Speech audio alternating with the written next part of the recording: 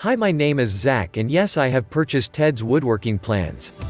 Being a high school woodwork teacher myself and having a passion for garden projects, it seemed like a good fit for me.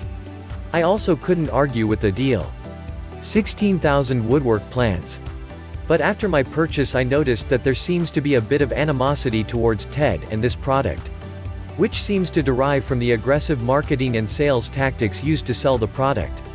Now there is no doubting that this product is popular, it seems to be all over the woodworking internet. But is it all that it's cracked up to be, and is it even legal? Well, that's what I intend to find out by writing this review. So for the answers to those questions and more, you have come to the right place. Keep reading below. Note, this review certainly is not a glowing endorsement.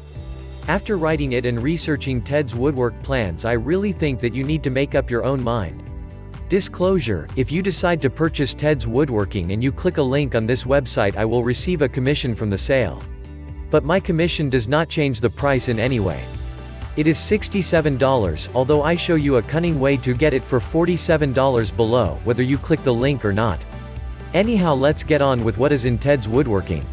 Follow the link in the description to find out more.